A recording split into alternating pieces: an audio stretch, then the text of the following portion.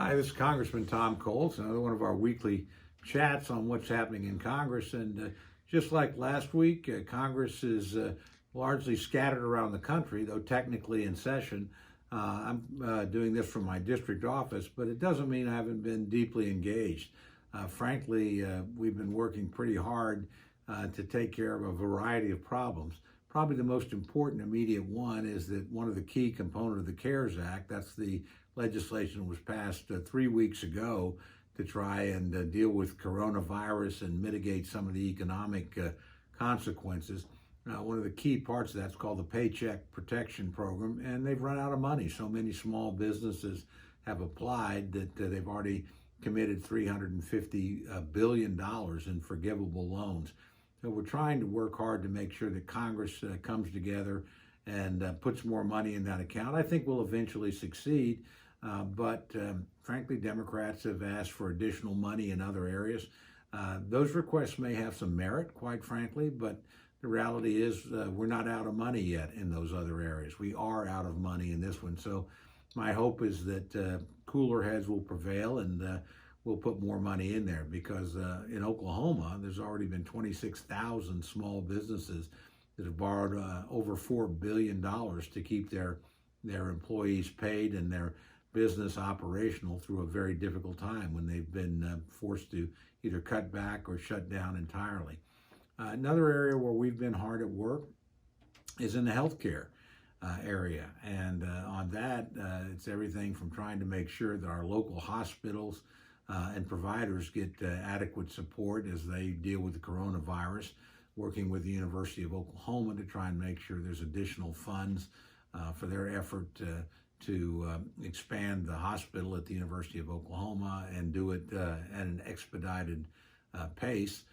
So we're doing quite a bit in that area, and also trying to encourage the administration and Congress in general to look ahead to next year.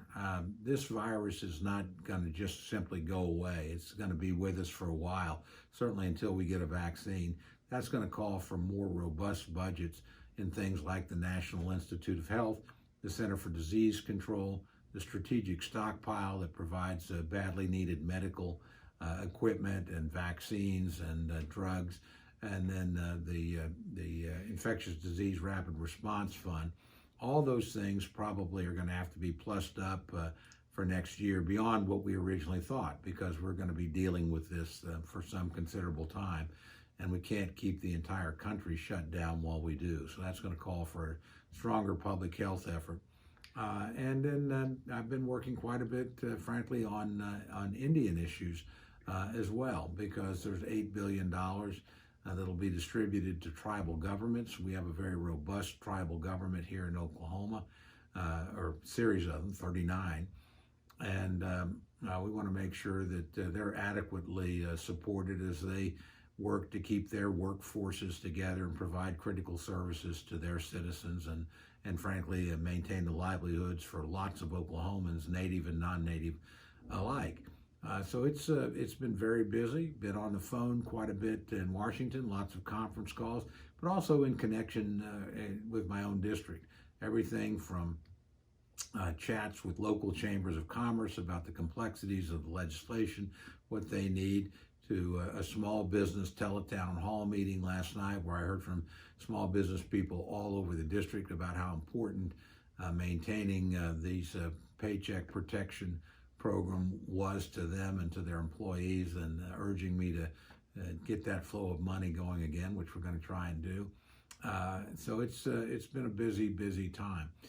Last thought though, and I can't help but think a little bit ahead. We're on the eve of one of the really both tragic and glorious moments in Oklahoma history.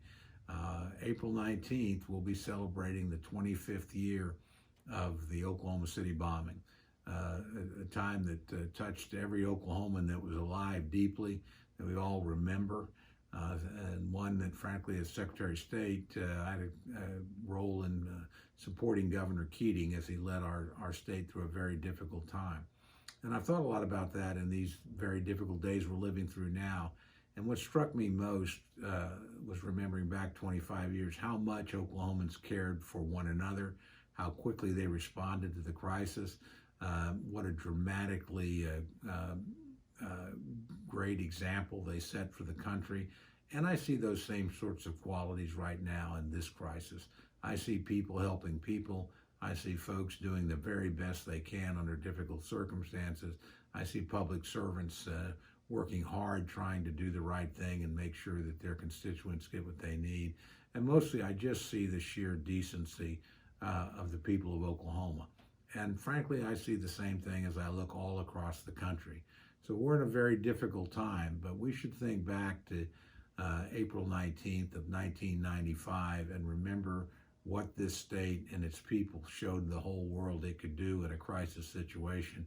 Call upon those same qualities and that same character as a people and rise to this occasion. I think we will, and I think we'll look back on this where we saw the very best of the American people showing what's often called courage, that is grace under pressure.